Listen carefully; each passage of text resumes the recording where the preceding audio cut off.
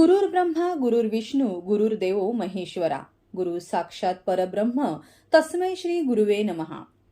भारतीय संस्कृतीतील गुरु शिष्य परंपरेचा गौरव करणारा आणि गुरुप्रती कृतज्ञता व्यक्त करणारा पवित्र गुरुपौर्णिमा उत्सव सिंधुदुर्ग जिल्ह्यातील कणकवली तालुक्यातील कळसुली हर्डी येथील श्री स्वामी समर्थ मठात अत्यंत भक्तिमय वातावरणात आणि मोठ्या उत्साहात साजरा करण्यात आला।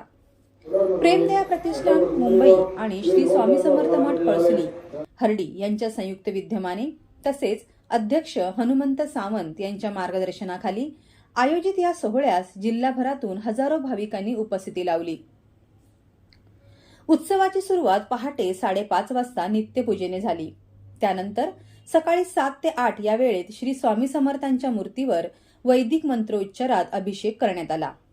सकाळी 8:30 वाजता आयोजित करण्यात आलेल्या सत्यदत्त पूजेत अनेक भाविकांनी सहभागी होत गुरुचरणी आपली श्रद्धा अर्पण केली।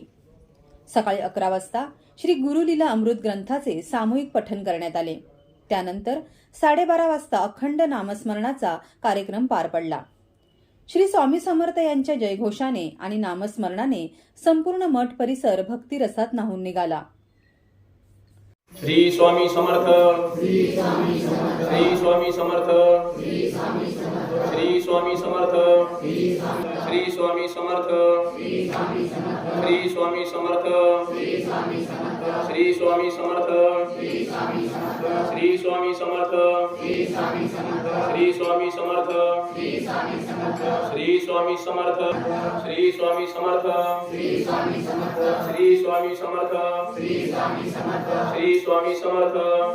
दुपारी 1 वाजता महाआरती, नैवेद्य अर्पण आणि तीर्थप्रसाद वितरणाचा कार्यक्रम झाला।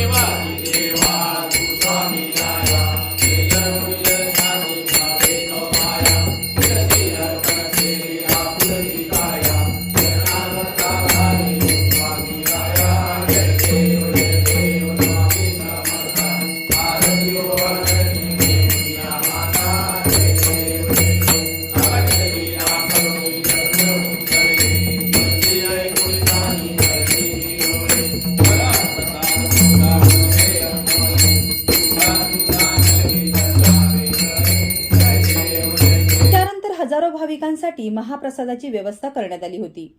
विशेष म्हणजे यावर्षीच्या गुरुपौर्णिमेनिमित्त अन्नदानाचा मान कळसुली गावडेवाडी येथील उद्योजक प्रदीप सावंत यांनी स्वीकारला। त्यांच्या या सेवाभावी योगदानाबद्दल आयोजकांनी त्यांचे विशेष आभार व्यक्त केले। सायंकाळच्या सत्रात श्री स्वामी समर्थ सारामृत, ग्रंथ वाचन, हरिपाठ, महाआरती आणि रात्री 9 वाजता स्थानिक भजन मंडळांच्या सुमधुर भजनांनी गुरुपौर्णिमा उत्सवाची भक्तिमय वातावरणात सांगता झाली।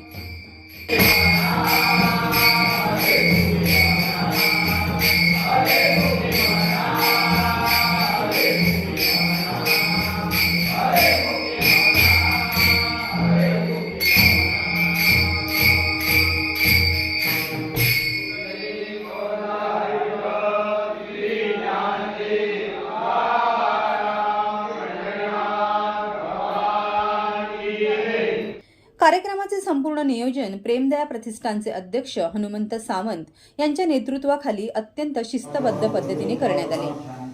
मठातील स्वयंसेवक आणि कार्यकर्त्यांनी भाविकांची उत्कृष्ट व्यवस्था सांभाळत सेवाभावाचा आदर्श घालून दिला।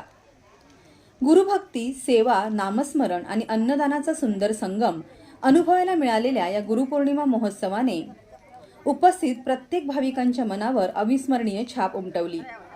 Viraj Gosavi, Maharashtra live news, Sindhudurg.